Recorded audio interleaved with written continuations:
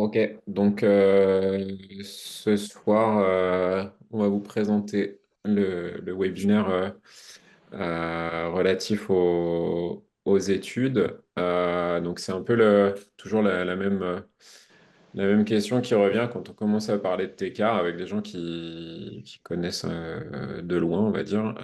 Ouais, mais il n'y a pas d'études, votre truc, c'est pas prouvé. Et donc, du coup, on voulait faire un webinaire pour justement vous montrer que bah, s'il y a des études, il y en a des récentes en plus.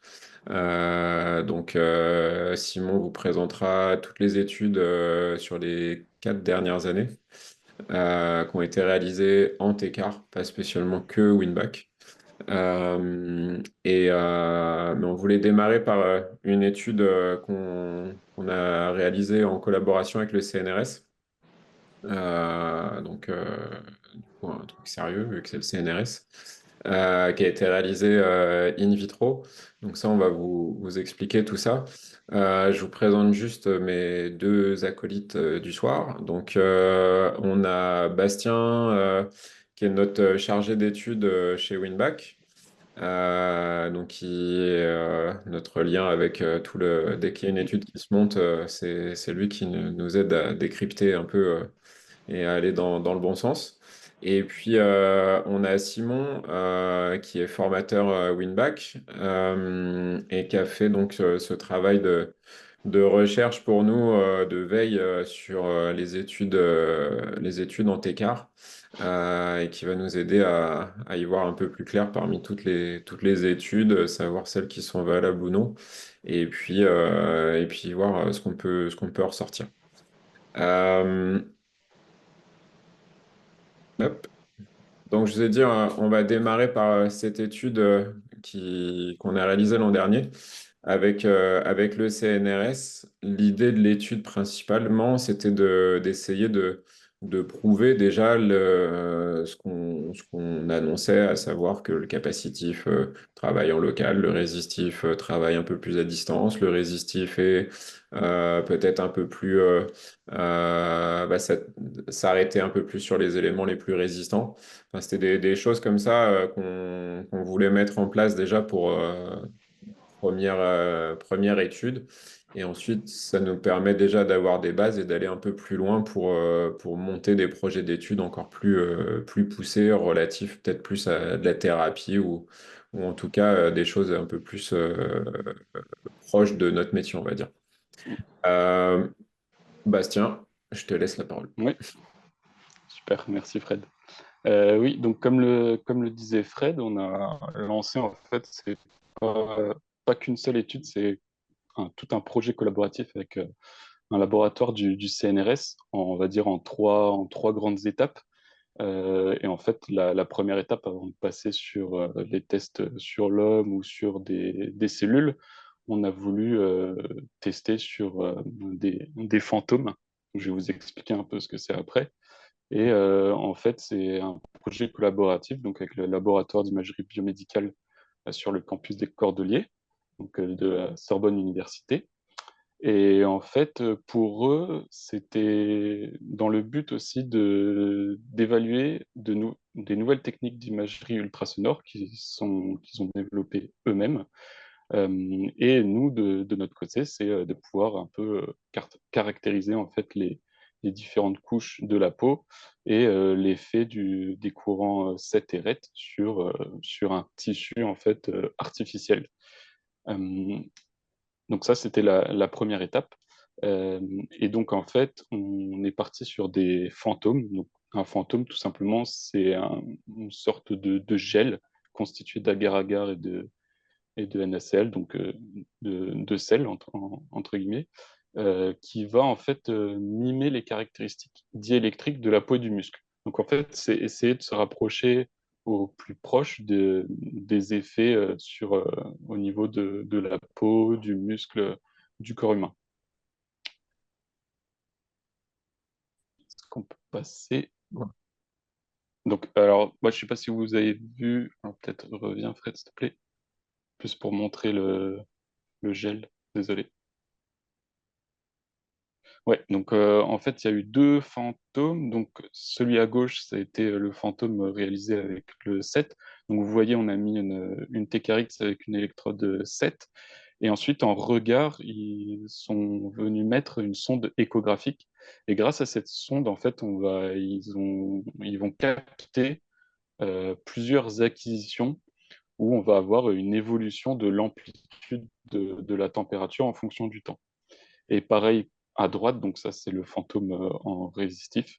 Donc là, il y a eu deux fixpads, donc un fixpad neutre et un fixpad ret. Et là, la sonde a été placée également en regard.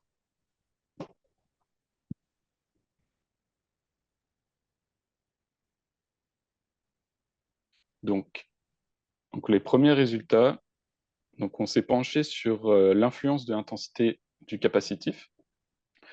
Donc on a sélectionné une intensité de 40% et de 80% en mode soft, donc à 500 kHz. Et comme vous pouvez voir sur les petites vidéos qui montrent l'amplitude de la chaleur, en fait, on voit qu'à 80%, pour le même temps, on arrive à une plus grande amplitude. Alors, je ne sais pas si vous voyez bien, mais on arrive à gauche, au niveau du 780, à 4 fois 10 moins 4, et à droite à 3 fois 10 moins 4. Donc, c'est en gros fois 10, quoi. Donc, on augmente l'amplitude fois 10 à 780 par rapport à 740.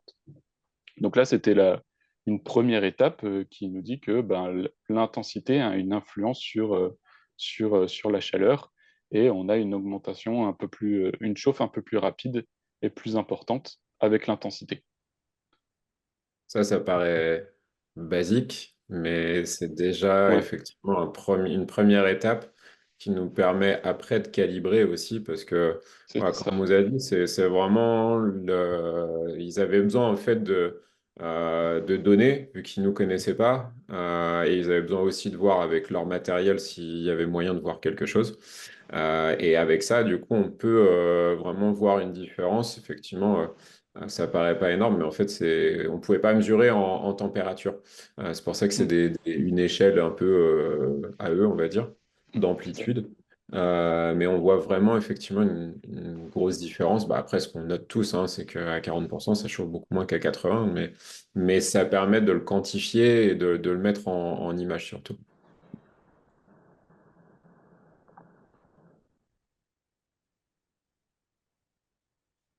Ensuite, la deuxième étape, ça a été de vérifier l'influence de la fréquence, donc entre 500 kHz et 300 kHz, 300 kHz, pardon, en 7. Donc en fait là, ce qu'ils ont fait, c'est que donc on est parti sur du 7 à 80%. Alors pour répondre à la question, j'ai vu. Alors je sais pas si on répond tout de suite ou si on reviendra sur les Vas-y, questions. ouais. Si, comme ça, comme on est dedans. Alors c'était parler de rapidité. Alors on voit en fait. Alors si on peut revenir sur l'autre. Ouais. Donc ouais, la question de Clément, c'est vous parliez de rapidité, mais c'était pas si visible sur les courbes. Ouais.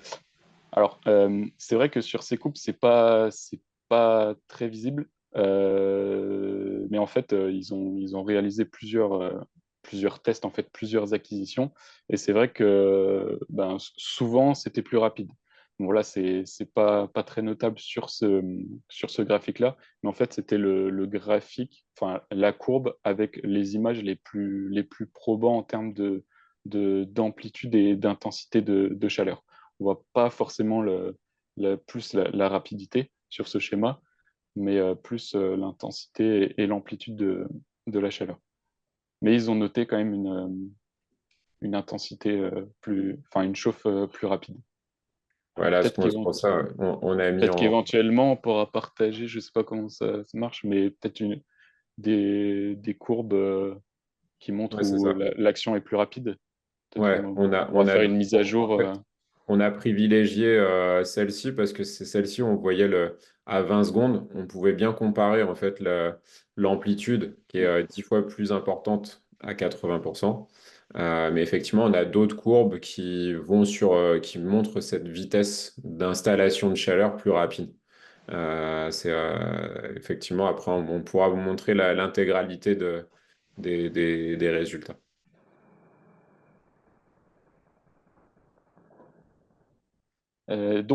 Pour cette deuxième partie, donc l'influence de la fréquence en fonction l'influence de la fréquence, pardon. Donc en fait, ils ont donc du 7 à 80%.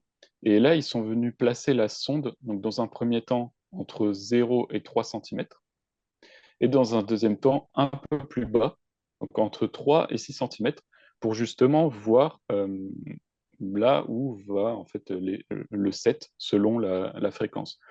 Donc en fait, ils ont fait 4 comparaisons.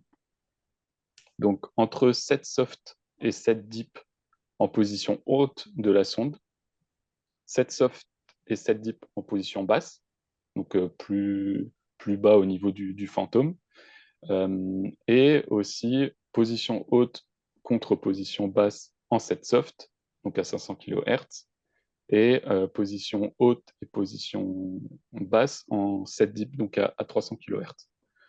Ce sera beaucoup plus parlant sur le prochain slide.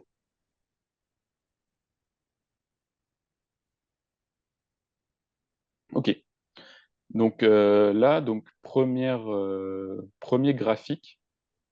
Donc on voit la comparaison entre le 7 deep et le 7 soft, donc en position haute, donc entre 0 et 3 centimètres. À gauche, vous avez le 7 deep et à droite, le 7 soft en position haute. Et ce qu'on peut voir, c'est que pour une profondeur de 0 à 3 centimètres, on voit que sur la droite, donc sur le schéma de droite, l'intensité est beaucoup plus importante. Donc là, à ce niveau-là, là où Fred vous montre avec la souris, voilà, ici. Donc si on regarde là où il y a plus de luminosité, en gros, c'est ce qui correspond à l'amplitude de chaleur la plus impressionnante, et qu'on compare de l'autre côté, on voit que c'est beaucoup plus intense au niveau du 7 soft, donc en position haute, ce qui veut dire que en soft, donc à 500 kHz, ça semble réagir plus en superficie par rapport au deep. Et inversement, à droite, donc en deep et en soft en position basse, donc plus bas, là c'est un petit peu moins, on voit un petit peu moins, mais c'est plus intense en mode diff, donc un peu plus en profondeur.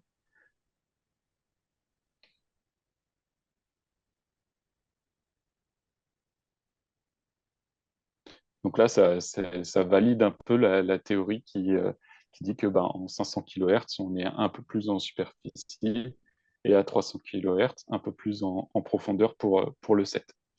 Et là, vous pouvez mieux le voir au niveau des courbes.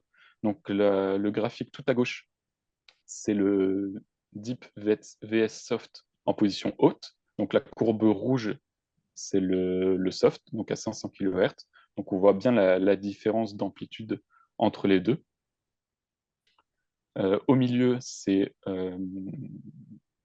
et donc au milieu, ce que je vous disais, donc là, ils ont comparé du deep en faisant varier la position haute et basse de la sonde. Et on voit qu'en deep, donc la courbe rouge, l'amplitude est un peu plus importante que en position haute. Pardon. Et le graphique tout à droite, c'est l'inverse. Donc ils ont fait du soft. Et là, la courbe s'inverse. On voit que l'amplitude de l'intensité de la chaleur est plus importante en position haute de la sonde. Donc là, ce qui corrobore aussi les résultats sur les graphiques d'intensité de chaleur. Donc là, pareil, ça va nous servir dans le futur, quand on va passer sur les cellules ou sur l'humain. Selon ce qu'on va vouloir aller regarder, on privilégiera plutôt soit le soft, soit le deep, selon ce qu'on va aller regarder sur par exemple, des coupes tissulaires, histologiques ou quoi.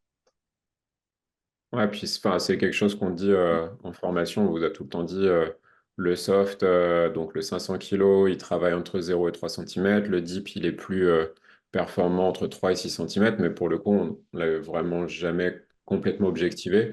Là, on a les courbes, les images qui prouvent bien que ce qu'il faut retenir après concrètement au niveau de la pratique, bah, c'est que tant que vous voulez travailler entre 0 et 3 cm, il faut cliquer sur soft en capacitif.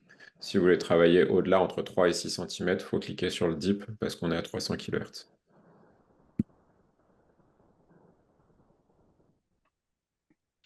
Donc ça a été pour le set. Et pour le RET, donc on a été regardé par rapport à la résistivité des tissus. Donc en fait, ils ont réalisé un test sur un fantôme sans os, en fait, juste du gel agar-agar et du NaCl. Et un autre fantôme où là, ils ont été mettre un os. Je ne sais plus ce que c'était comme os exactement, Un os de mais poulet. ouais, un os de poulet, donc au milieu du gel. Et donc là, ils sont partis sur du RET à 90% et de l'ITENS à 25 Hz pour ce test-là.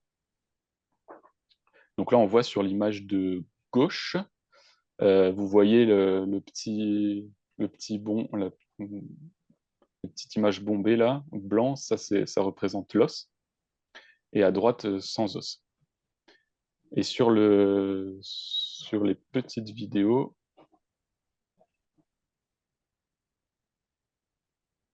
donc vous voyez donc là le petit effet bombé là, vous voyez exactement l'image de l'os.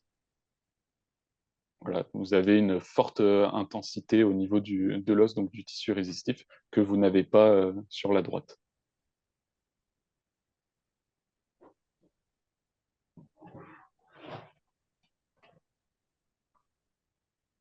Et donc là, ça se vérifie sur la courbe de température, où là, on a vraiment une grande différence entre le fantôme contenant l'os et le fantôme sans os. Et donc, voilà, au bout de 5 minutes, ils ont constaté une amplitude presque 7 fois supérieure à celle du fantôme sans os. Donc, ce qui montre bien que, en fait, on valide le fait que le RET vient chercher des tissus plus résistifs et que la température se localise au niveau de l'os, en fait. Pas comme le 7 où c'est plus diffus, là, c'est vraiment localisé au niveau, vous avez vu sur la petite vidéo, vraiment là où se situe l'os. Du coup, si vous vous rappelez, hein, ceux qui sont venus en formation, on insiste pas mal sur le petit schéma là où on met une électrode sur la cuisse et puis la plaque de retour sous la cuisse. Et à chaque fois, on vous dit bah, ça s'accumule au niveau du fémur. Donc là, c'est vraiment ce qu'on a essayé de reproduire par cette étude, d'avoir en fait l'énergie qui passe à travers. On imagine, là, c'est un tissu fantôme, mais à travers la cuisse, et on a cet os au milieu, et donc on a bien cette accumulation qui se fait sur l'élément le plus résistant. Et en plus, on voit jusqu'à 7 fois supérieur à si on n'avait pas d'os, quoi. Donc c'est vraiment le résistif, retenez, voilà, il s'attaque aux éléments les plus résistants entre les deux électrodes.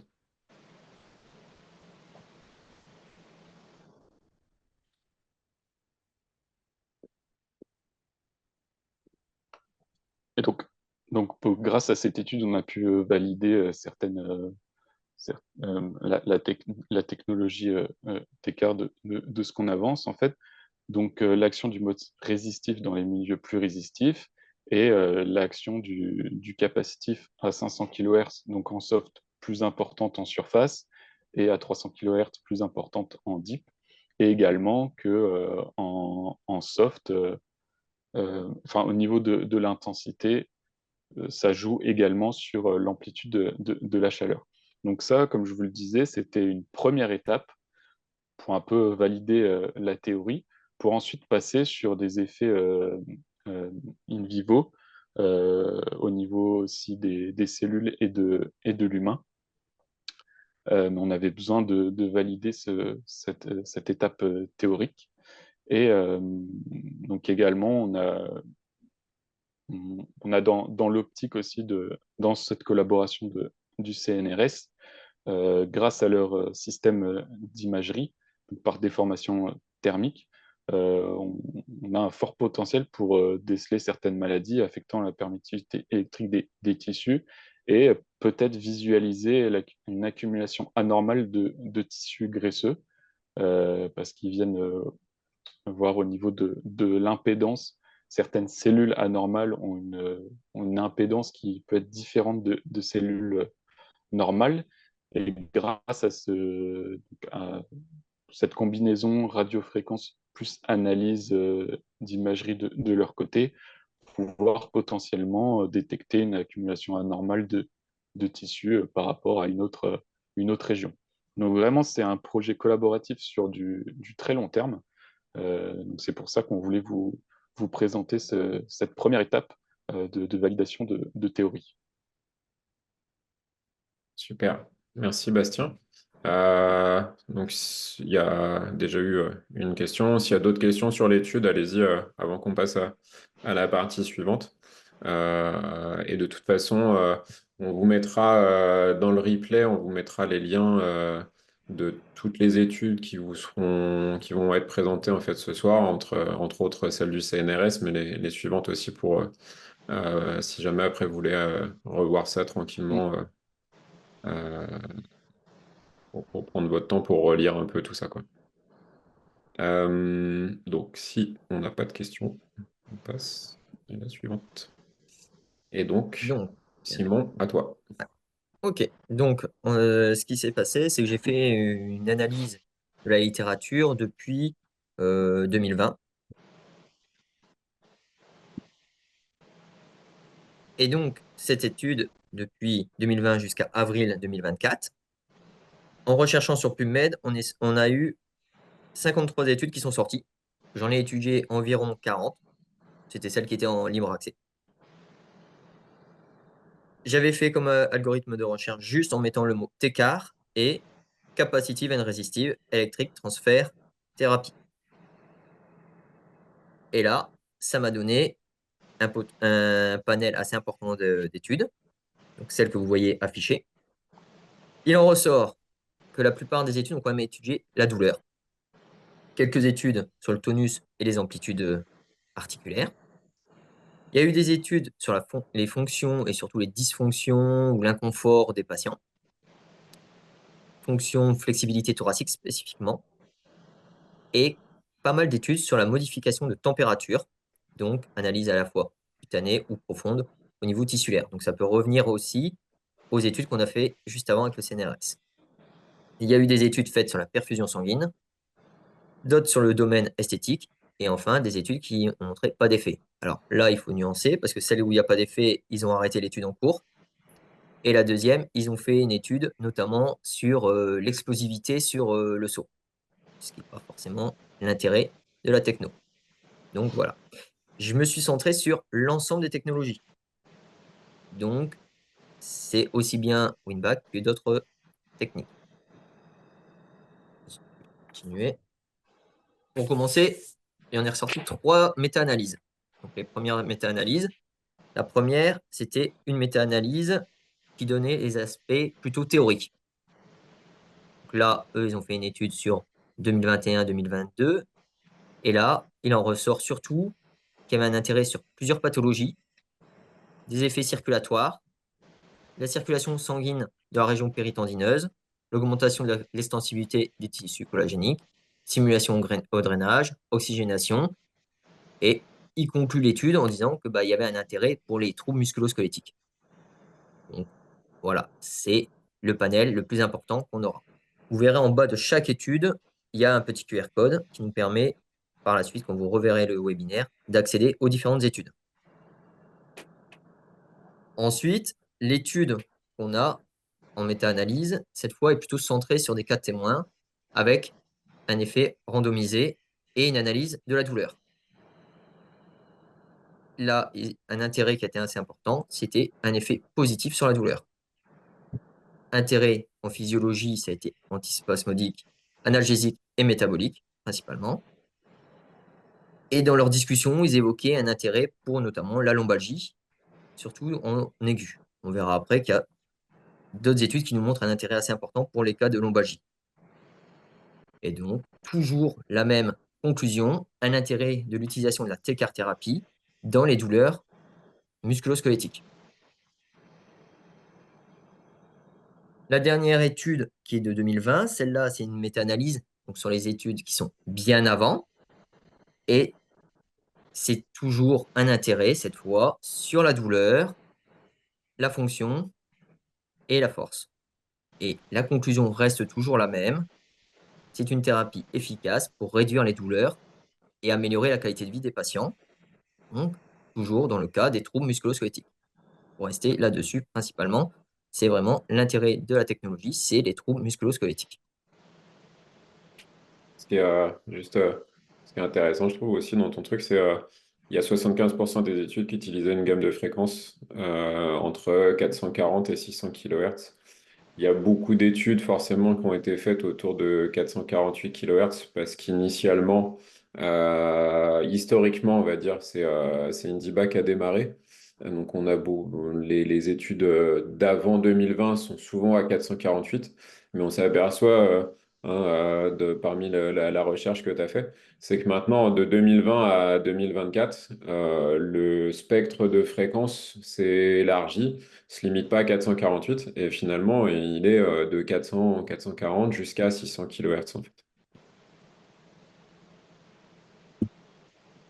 Donc, après, on va pousser un peu plus loin parce qu'ils ont été dans des analyses aussi sur du tissu cadavérique.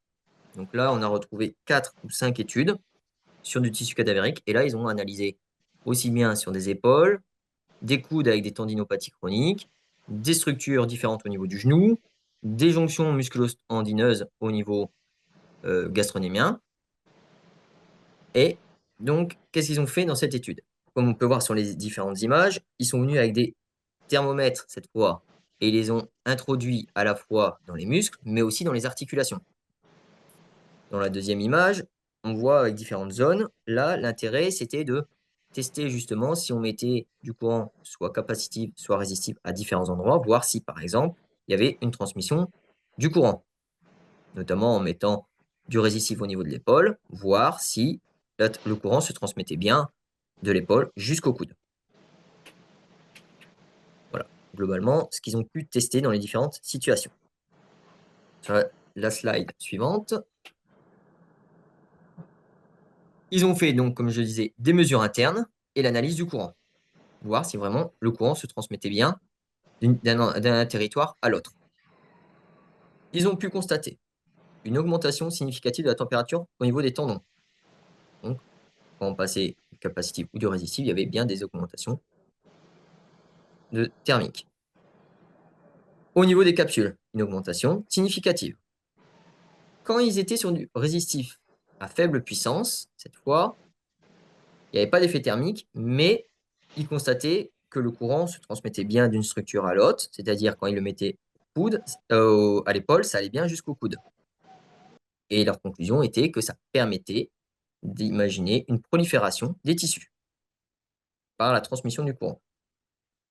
7 à haute puissance au niveau postéro-supérieur de l'épaule, donc il venait soit sur l'arrière de l'épaule, soit sur l'avant de l'épaule.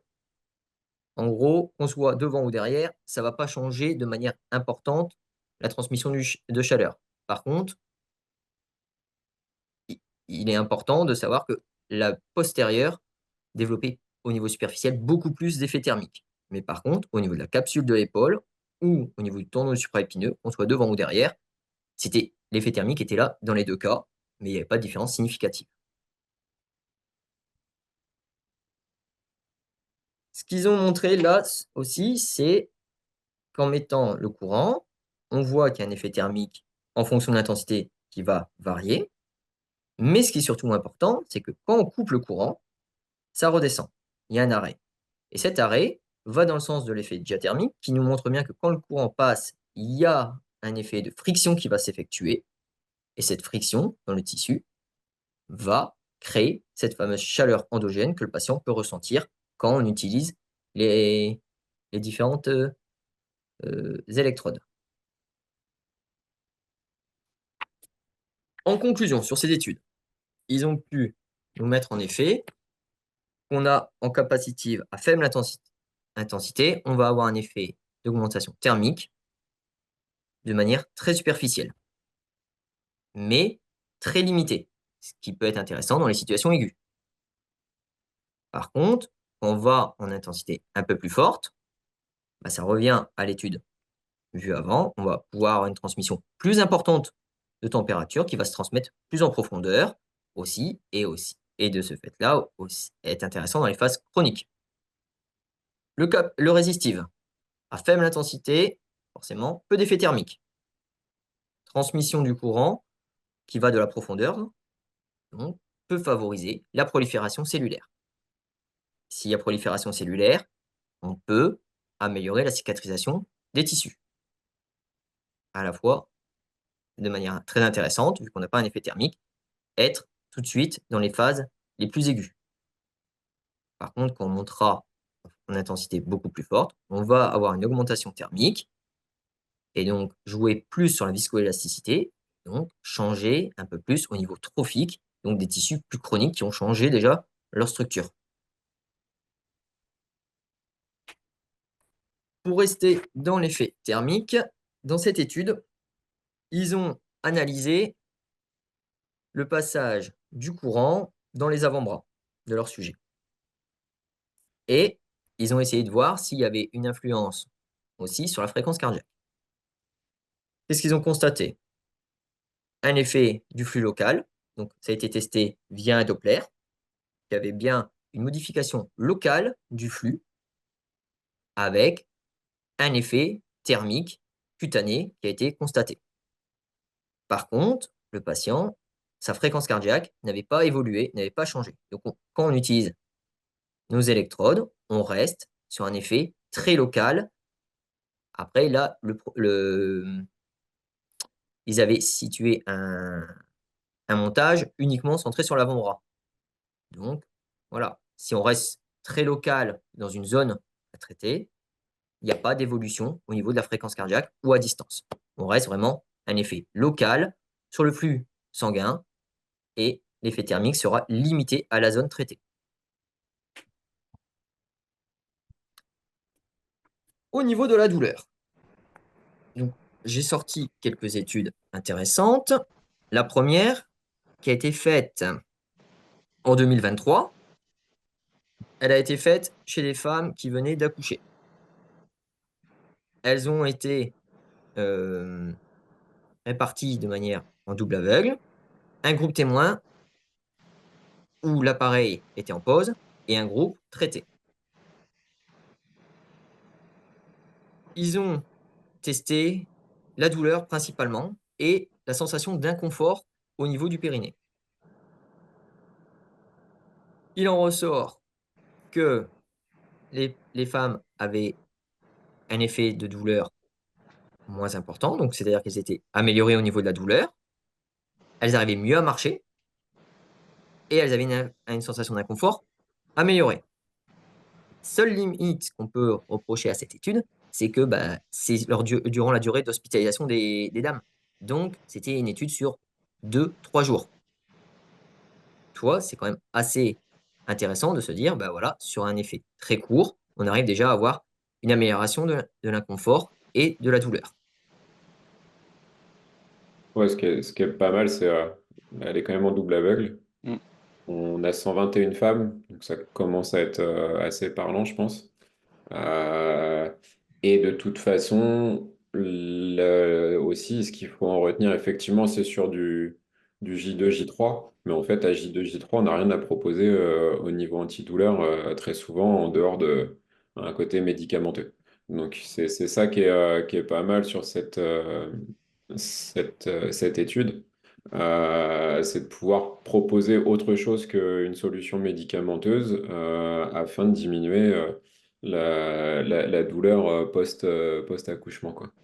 La subtilité quand même, c'est que dans cette étude, la prise d'analgésique n'a pas été modifiée. C'est-à-dire qu'elles avaient toujours leur même dose d'antalgique. Mais même si elles prenaient toujours la même quantité de paracétamol, elles avaient quand même moins mal au test d'EVA. Je te laisse, Bastien, faire la suivante. Ouais. Là, je l'avais pas lu.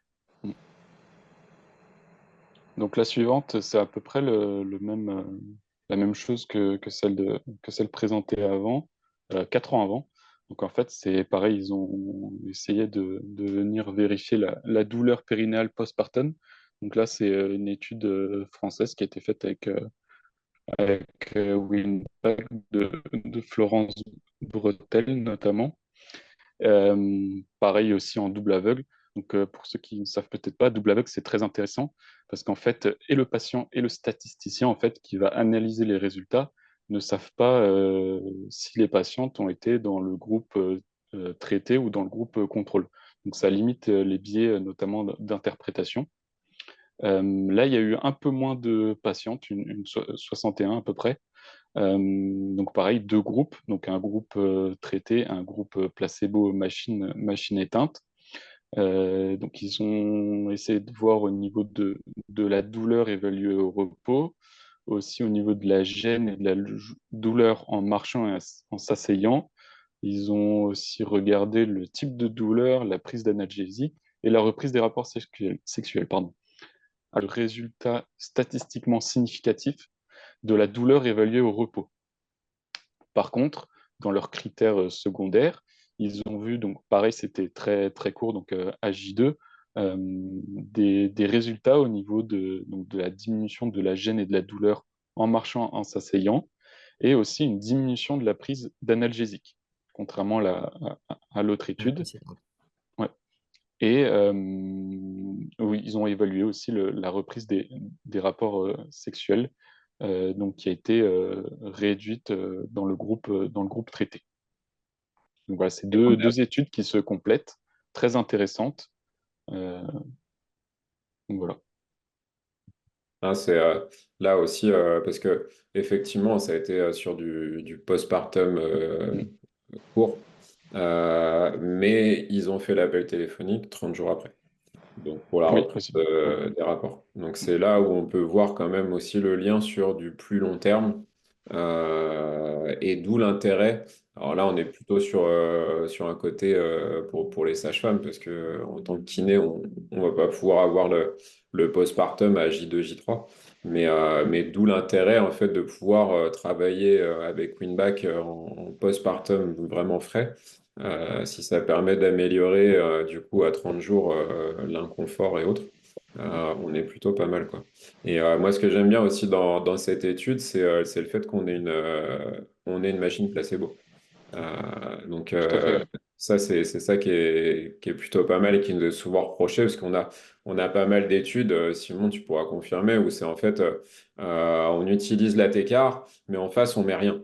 Souvent, il Euh, y a des études avant-après, juste pour voir l'effet. Il n'y a pas forcément toujours un effet placebo et pas toujours comme là sur les deux ou trois, même celles qu'il y aura après, normalement des doubles aveugles. Ce qui permet vraiment, comme disait Bastien, d'avoir un effet plus important dans l'analyse des données. Voilà. Sur la suivante, on est encore sur un essai clinique Mm. randomisé en double aveugle. Par contre, cette fois, on est sur un panel aussi très très petit, 24 patients, avec de ce fait-là aussi un traitement factice. Là, ils ont effectué 15 minutes de traitement, 5 minutes en capacitive, 10 minutes en RET. Ils ont testé, dans le cas présent, la douleur, la raideur et l'activité musculaire au niveau lombaire chez des patients qui souffrent de lombalgie chronique. Donc là aussi, c'est bien. On est sur des cas concrets, sur quelque chose qu'on va avoir tous les jours au cabinet. Qu'est-ce qu'ils ont pu constater? De manière significative, un effet positif sur la douleur chez le groupe qui a eu l'intervention. On a les données sur la première ligne avec la petite astérix, justement, où il y a un effet significatif, voilà, post-intervention. La deuxième ligne, c'est sur la raideur musculaire. Effet positif dans les deux cas par rapport au groupe témoin. Par contre, l'activité musculaire, elle n'a pas été améliorée. C'est quand même assez intéressant de prendre ces données parce que on va pouvoir réduire le taux de douleur du patient, améliorer un peu sa raideur musculaire. Là, il va gagner un peu en souplesse. On va pouvoir, après, pouvoir plus facilement proposer des exercices, peu importe la méthodologie, McKenzie ou autre, pour aller le reconditionner. Mais s'il a moins mal, bah, il aura moins peur de bouger. S'il a moins peur de bouger, il va pouvoir plus adhérer à une rééducation plus active pour la suite et donc améliorer sa prise en charge. Donc c'est l'intérêt qu'il va falloir donner à ces études, c'est surtout sur comment amener par la suite dans nos protocoles un peu de TCAR pour préparer et ensuite activer le patient pour justement avoir plus d'activation musculaire. Et c'est là les limites de certaines études, c'est qu'ils vont juste en utilisant que la TCAR et pas forcément tout un protocole avec toutes les recommandations qu'on peut avoir. Ouais, surtout qu'en plus, là, je pense que cette étude-là, elle a dû être faite, c'est du avant-après. C'est Et juste avant, après traitement. Et là, c'est vraiment, ils ont fait un traitement, 15 minutes, voilà, et on voit après l'effet. Donc c'est très très court. C'est toujours le problème de beaucoup d'études qu'on voit aussi, c'est des effets beaucoup avant-après et pas forcément des effets sur du long terme. C'est des fois des effets courts sur des effets sur 15 jours, un mois, grand maximum. Il n'y a pas forcément des études qui sont très très longues. D'ailleurs, de manière générale, c'est compliqué de faire des études sur du long terme parce que bah, on perd des patients en cours de route. non, puis là, par rapport à l'activation musculaire, forcément, en une séance, on n'aura pas des masses de différence. Après, bah, ça se fait partie des choses qu'on va étudier, nous, de notre côté aussi. C'est que maintenant qu'on a la possibilité de coupler le TCAR plus la UMS, là, on peut commencer. Donc, on va vous montrer après, à la fin, dans le dernier chapitre, ce qu'on a pu commencer à mettre en place en couplant TCAR plus IEMS avec des relevés électromyographiques. On a un début de réponse par rapport à cette activité musculaire qui est là pas spécialement significative, mais forcément, ils ont fait que du TCAR. Et donc, Là, c'est vraiment que du TCAR, c'est du basique. C'est vraiment, on utilise du avec capacitif et du résistif simple. le TCAR, il n'a jamais été vendu pour activer les muscles, hein. Donc, du coup, c'est un peu logique, quoi. Alors là, on va passer assez rapidement parce que c'est un peu poussé en biologie, mais de manière générale, ils ont testé sur des fibroblastes. Donc, qu'est-ce qu'ils ont fait? Sur les 3 études qu'on va avoir, ce sont les fibroblastes. Les cellules ont été mises en contact direct sur les cellules, sur les électrodes, et ils ont observé qu'est-ce qui se passait. De manière générale, sur la première étude, ils ont eu une prolifération des fibroblastes. De ce fait, là, les résultats. La deuxième, c'est. Vas-y, tu peux, c'est sur la deuxième. La deuxième, une diminution des facteurs de transcription pro-inflammatoire. Voilà. Et la troisième, on aura un remodelage de la matrice extracellulaire. Et de ce fait-là, ils partent en conclusion. Ça peut favoriser la régénération des tissus et donc amener une réduction des signes du vieillissement cutané. Ce qui nous amènera après à la dia suivante sur le tissu esthétique. Mais là, en gros, ils ont mis les cellules en place pendant 5 minutes. Ils les ont stimulées toutes les 4 heures pendant une durée de 12 heures, 24 heures et 48 heures. Et ils ont observé ce qu'on vient de dire. Voilà. Bastien, est-ce qu'on Oui, peut parler un petit peu du projet d'étude ouais. qu'on essaie de mettre en place du côté Winback et cellules? Ouais, justement, pour la partie études cellulaires, on est en train de monter un projet avec. Donc, on n'a pas encore le. On a deux laboratoires potentiels pour essayer de voir justement avec une machine Winback l'effet éventuel sur du fibroblast humain, donc issu de donneurs sains. Et également éventuellement une étude avec le capacitif sur des cellules musculaires lisses et squelettiques. Et pourquoi pas intégrer aussi la partie IUMS. Donc c'est ça, je pense, si tout se passe bien, qu'on aura des résultats d'ici fin du premier trimestre 2025. Voilà. Il faut que tout se mette en place parce qu'une étude cellulaire, c'est beaucoup plus, comment dire, il y a beaucoup plus de choses à mettre en place Enfin, c'est différent entre une étude sur l'homme et une étude cellulaire pour toute la partie technologie, manipulation et tout. Enfin, c'est vraiment très précis. Mais voilà, en tout cas, c'est en projet. Et la première étude faite avec le CNRS sur la partie théorique va justement nous aider à calibrer pour cette future étude cellulaire. Donc, comme on disait, un effet esthétique. L'étude suivante a été faite surtout au niveau de la perte de graisse sous-cutanée chez 20 patients. Chez ces 20 patients, ils ont été stimulés, mais uniquement à 1 MHz. Donc, vraiment, on était sur du tissu très superficiel. Ils ont constaté un effet statistiquement positif sur le tour de taille et au niveau de la graisse sous-cutanée. Donc, ce qui est intéressant dans cette étude, c'est que la diminution du tour de taille a diminué de 5,5 cm à peu près en moyenne, mais que ça a été objectivé aussi par IRM, dont on voit l'image ici à droite. Et ce qui est intéressant, c'est qu'on n'est que sur du superficiel. Donc forcément, quand avec le soin CARE+, que Fred va nous parler juste après, on va plus loin dans la technologie. Donc, ouais, c'est un peu ce que je vous ai dit auparavant, c'est que là, toutes les études qu'on vous montre, elles sont sur le TCAR. Des études sur l'électromyostimulation, il y en a à foison et on ne remet pas en cause l'électrostimulation parce que ça existe vraiment depuis beaucoup plus longtemps. Des études sur le TENS, c'est pareil, on en a pas mal. Et donc, bah, du coup, quand on commence à coupler le TCAR, qui on voit commence aussi à avoir des études significatives, entre autres, là, si on reste sur le côté esthétique, l'étude précédente montre bien une action au niveau du tissu graisseux. Si on rajoute à ça l'électromyostimulation qui, elle, va nous permettre de tonifier les muscles et de favoriser le drainage, parce que c'est aussi ça l'élément important, je pense, dans le fait de coupler et le TCAR et l'électrostime. Parce qu'en fait, euh, oui, ça va jouer sur un côté graisseux, mais il faut pouvoir la déstocker, cette graisse.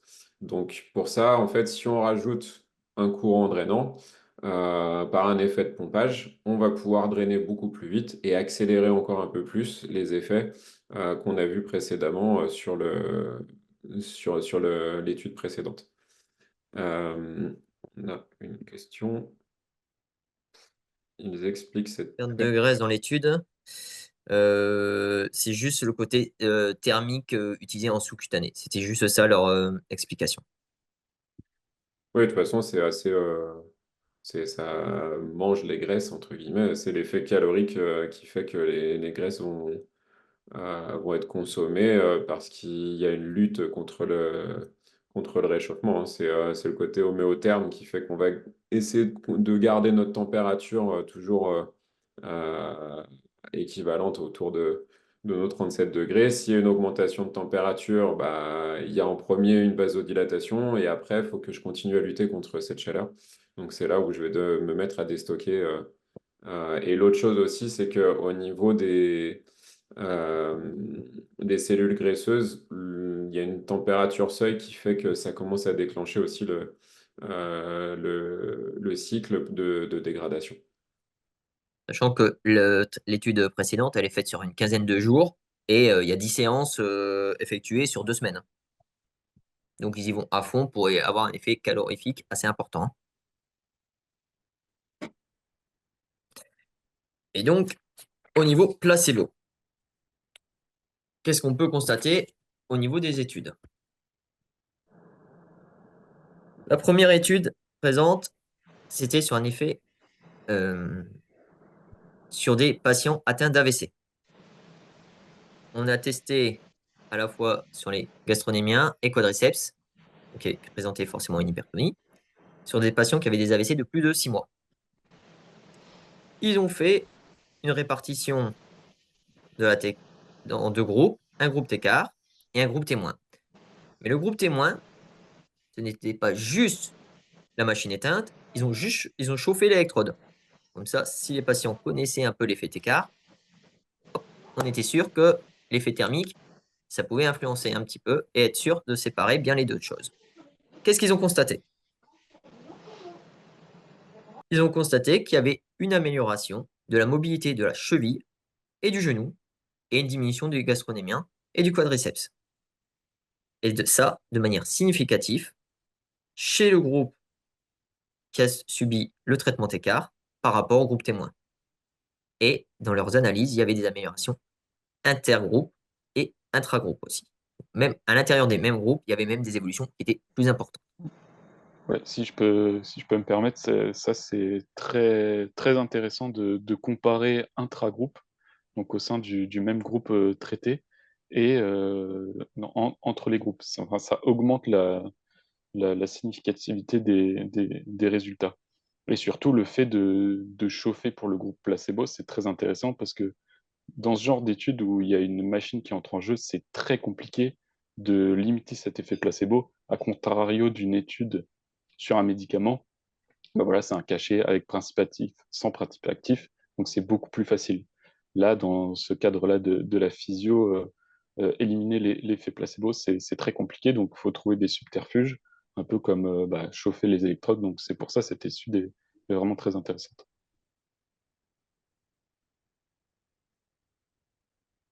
Ici, on a testé sur une répartition, alors je ne sais plus combien il y avait de participants, mais un groupe, bah voilà, c'est 30, à peu près une trentaine de personnes qui ont été réparties de manière 3 groupes cette fois.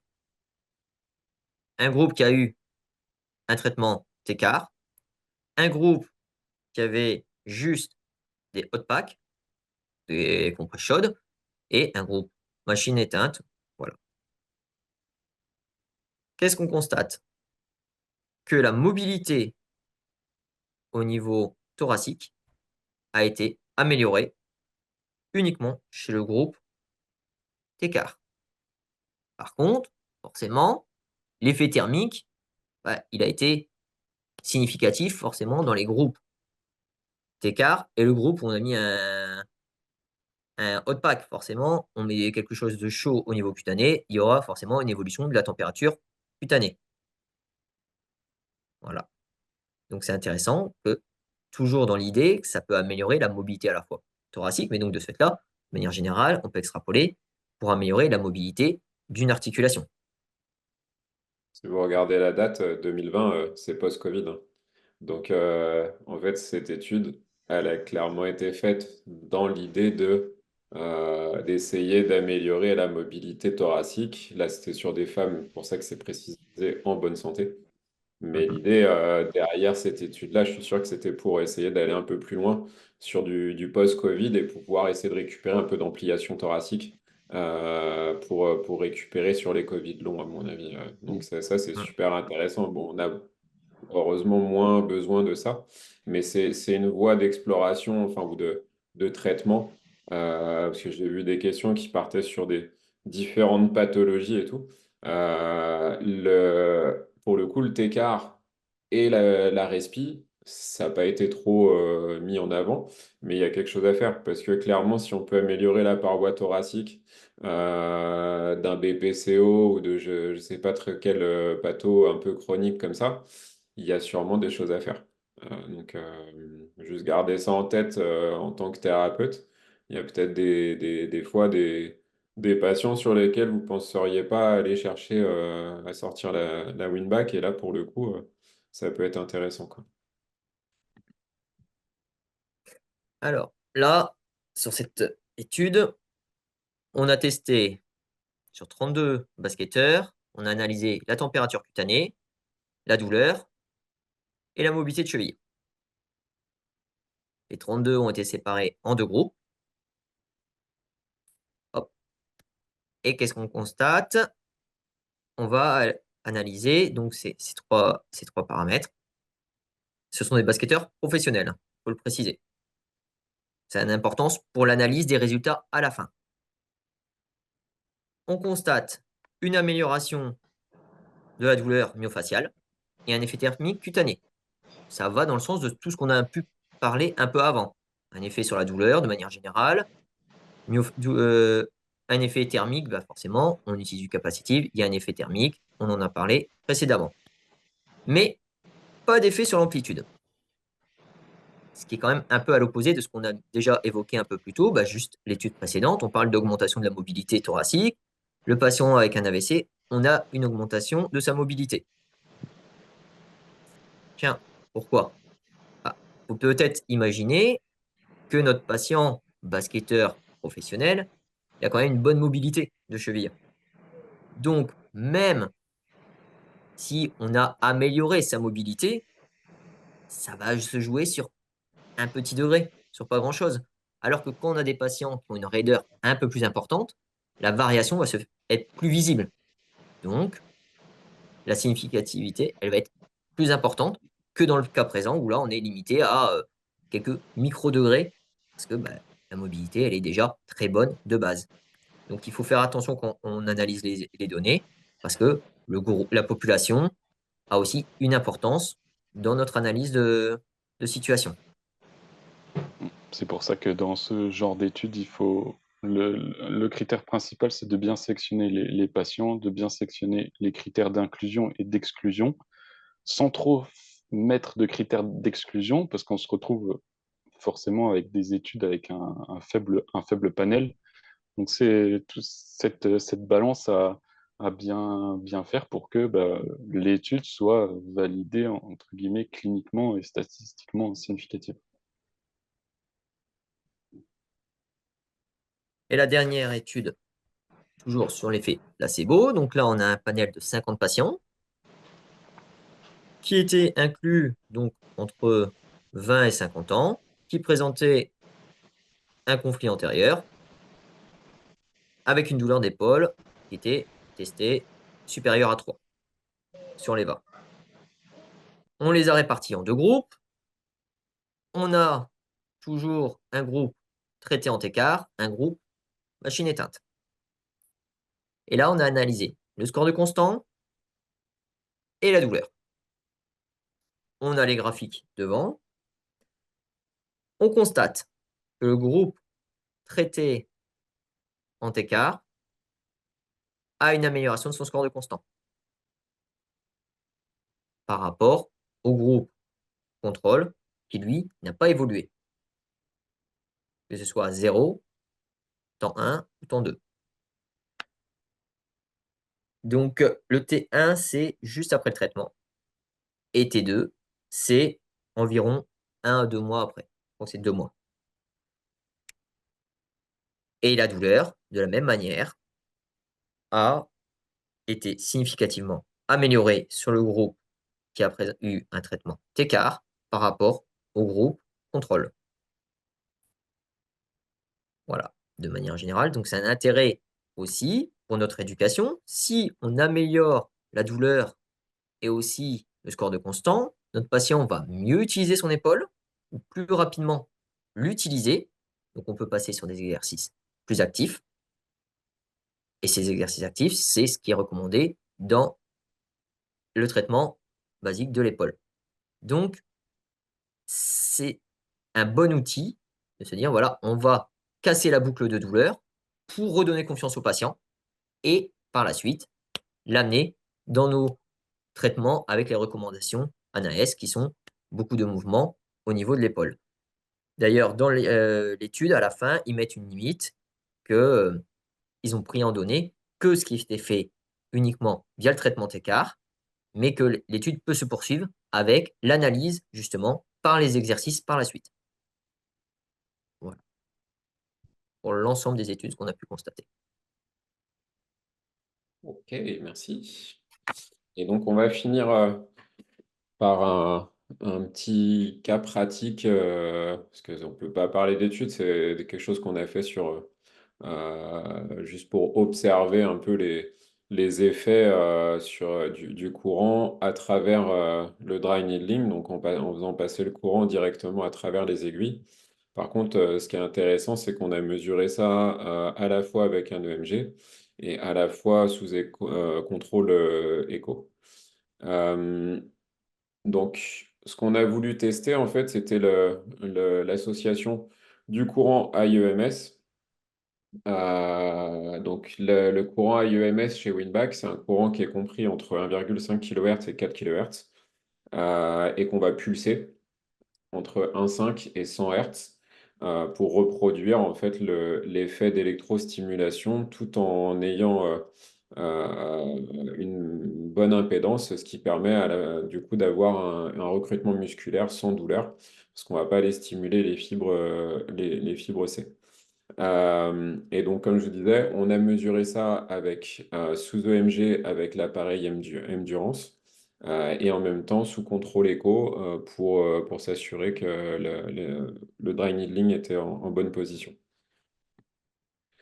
Euh, on a du coup, au niveau du courant AEMS, on a surtout trois grands courants qu'on utilise. Le focal à 1,5 kHz qui permet de recruter les muscles profonds. Le courant radial à 4 kHz qui lui permet d'aller chercher les muscles plus superficiels et d'avoir un effet de pompage.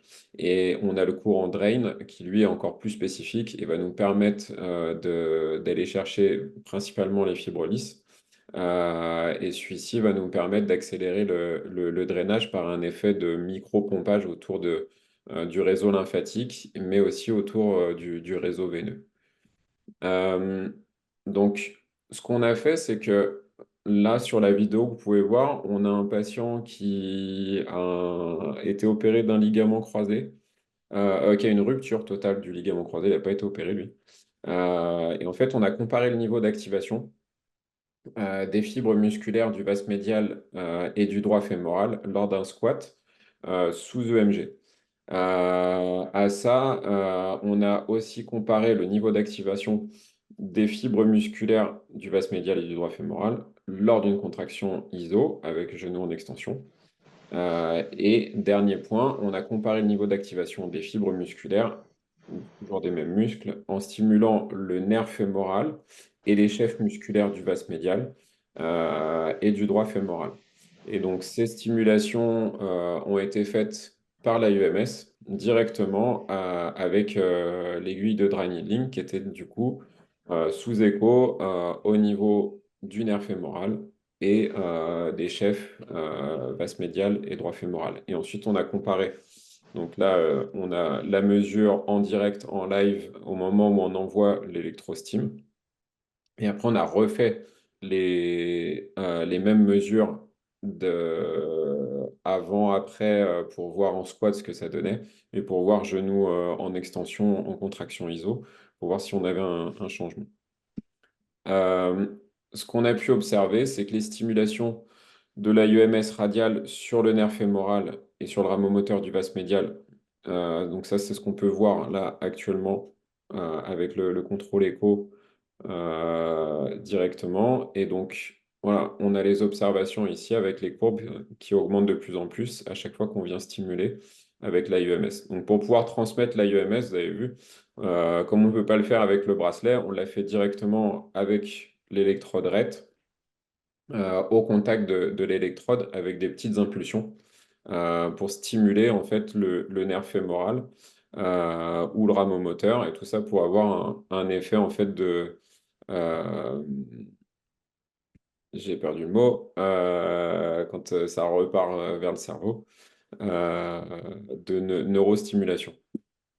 Euh, on a On tourne en boucle. Et donc, les résultats, ils sont assez intéressants, sachant que c'est du avant-après sur une seule séance. Et la stimulation n'a pas dépassé les 20 secondes. La stimulation par IEMS radiale à 10%. Donc, c'était seulement 10%, mais comme on est directement sur le rameau, on ne pouvait pas mettre beaucoup plus. Ça engendrait un niveau d'activation supérieur en pourcentage, quand on me regarde donc c'est la maximum voluntary isometric contraction.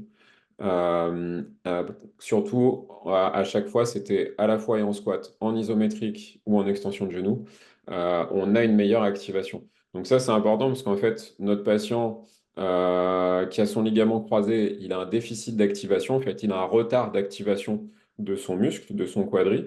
quand on compare avant et par rapport au côté sain.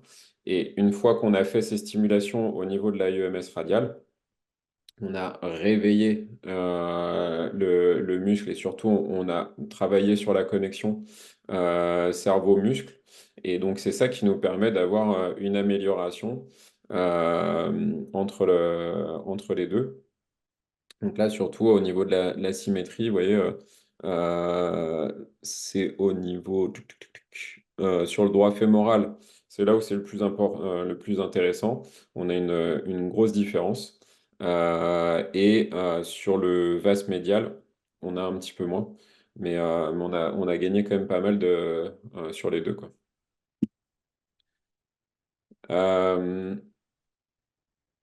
Le but, le deuxième expérience qui avait été faite, attends, pourquoi j'ai ça? Ouais.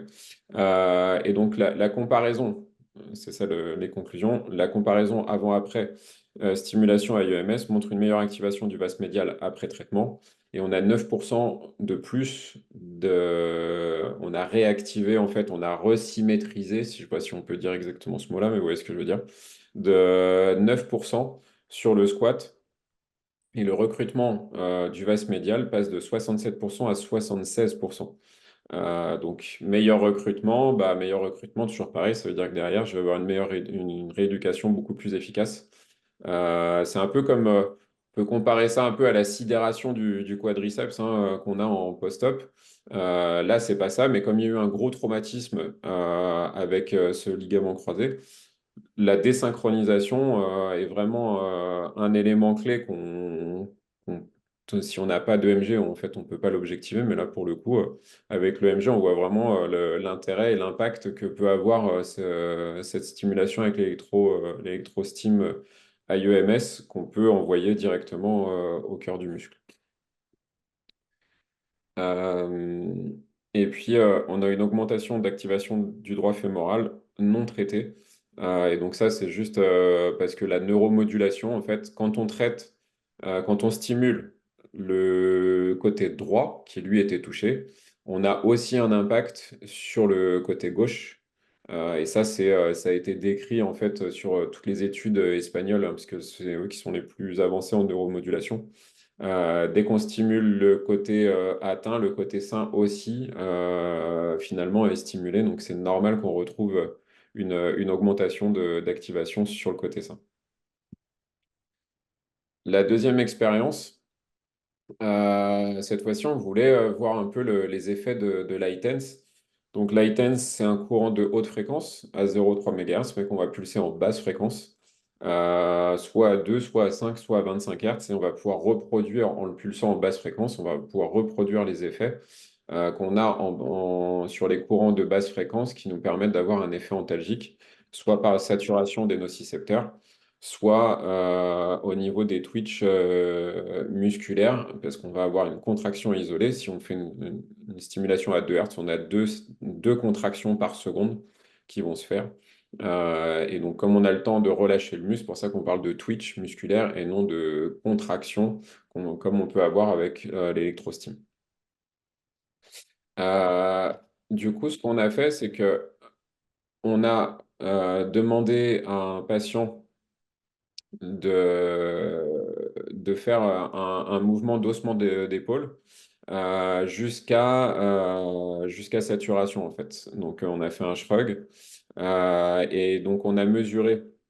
L'objectif, en fait, c'était de mesurer le tonus musculaire, justement, après avoir fatigué le muscle, d'avoir cette activation de l'ITENS directement sur le trigger point, et ensuite de remesurer ce qui se passait après.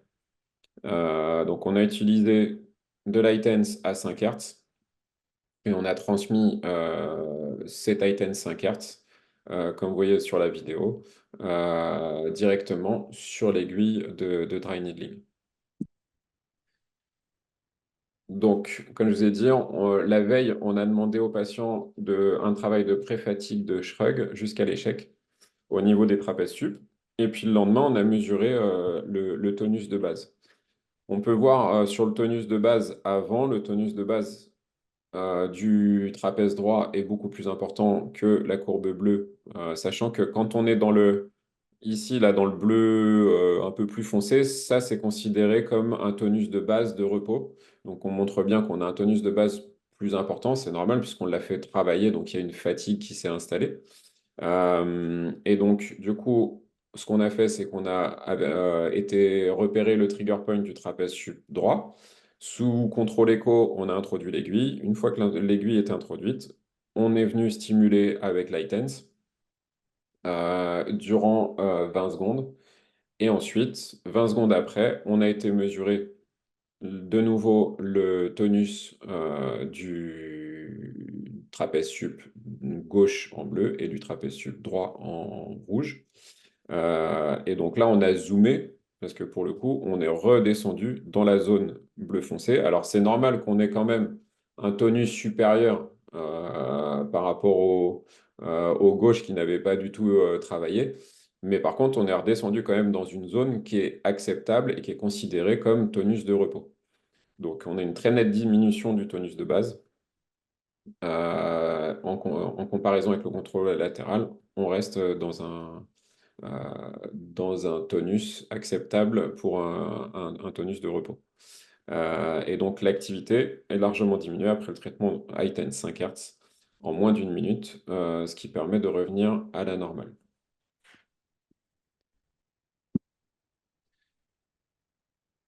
Donc, ces expériences nous permettent de mettre en évidence la capacité d'activation du courant IEMS.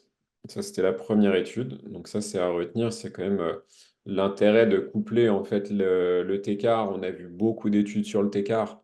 Mais si en plus on couple l'IEMS, ça va nous permettre aussi, comme on avait dit hein, sur l'étude où ils n'avaient pas prouvé d'effet au niveau de la tonicité musculaire, enfin de la contraction musculaire.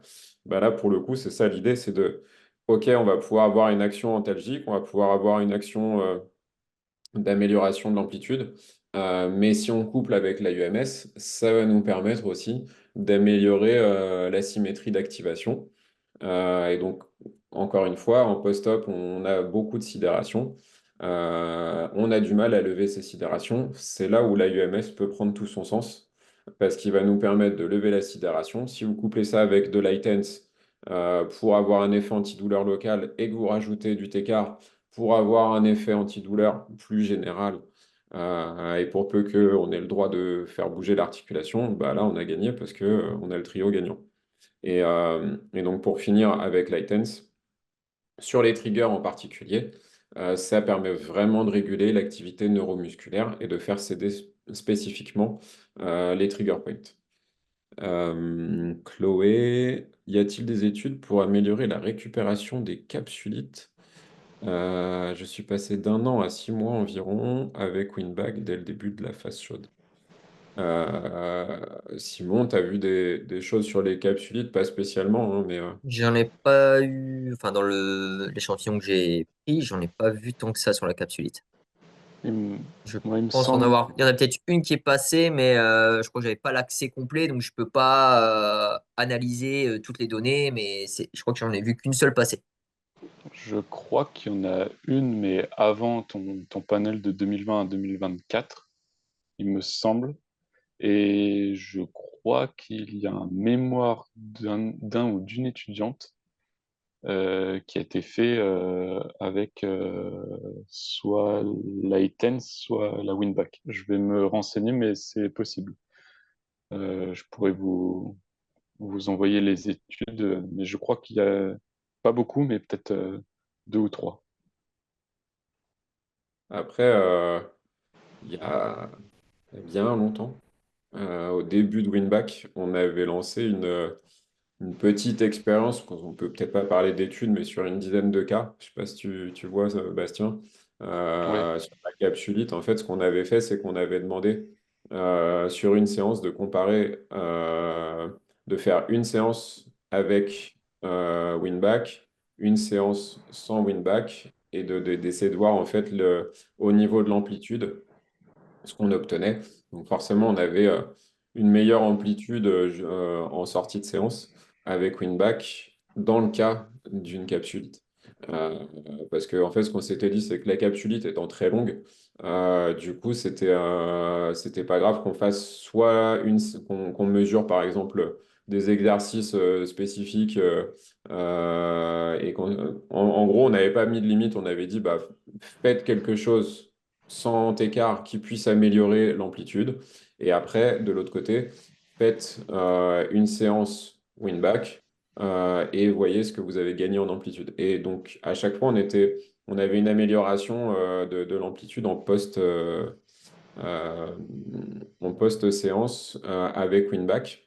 Donc après, voilà, c'est une étude un peu à vaut ce qu'elle vaut parce que c'était réalisé parmi notre panel de Winbacker. Et puis, donc, c'était pas non plus un truc en double aveugle et autres. Mais donc, c'est clair que ouais, ça fait partie des choses qu'il faut qu'on étudie, je pense.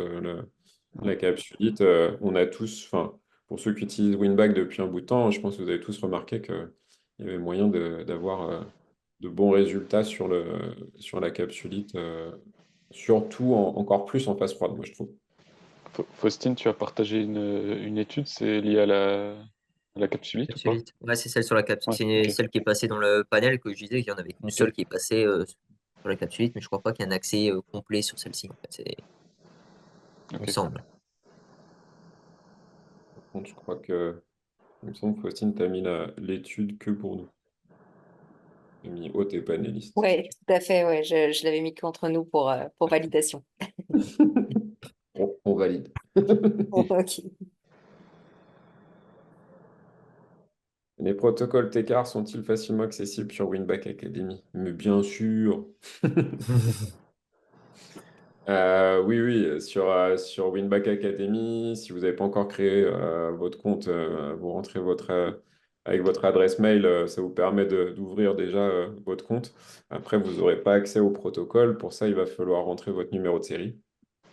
Et du coup, avec votre numéro de série, c'est comme ça que vous allez pouvoir débloquer le reste de la plateforme et avoir accès au protocole. Alors pour tout ce qui est problème de SAV, c'est pas avec nous qu'il faut voir, faut vraiment voir directement avec le SAV. Je suis désolé, Chloé. Ouais, c'est dommage si tu n'utilises plus que la 7 parce que pour le coup, tu n'as plus que la moitié de ta machine. Donc, C'est ça. essaie de te rapprocher du SAV, s'il te plaît, pour voir ça. Bah, j'espère que ça vous a plu. C'est la première fois qu'on faisait un truc un peu qui était vraiment différent là pour le coup. Et qu'on a réussi à bien vous convaincre de toutes les études et de la véracité de ce qu'on vous dit depuis pas mal d'années. Et puis, bah, encore une fois, on vous mettra dans le replay tous les liens pour les études. De toute façon, c'est pour ça qu'on vous a mis les QR codes. L'idée, c'était pas que vous regardiez l'étude en même temps qu'on vous parlait, mais par contre, dans le replay, si vous voulez retourner, il y a une étude que vous voulez revoir en particulier. Du coup, Mm. ce sera assez simple. Parce que comme ça, vous avez juste à scanner vous mettez sur pause le replay et puis vous scannez le QR code. Comme ça, vous pouvez avoir accès. Et toutes celles qu'on a mises sont en libre accès. C'est pour ça qu'on s'est centré là-dessus.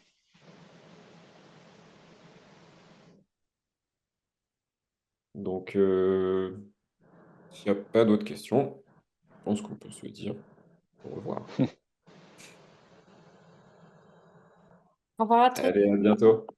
Au revoir. Merci à tous. Au revoir. Au revoir.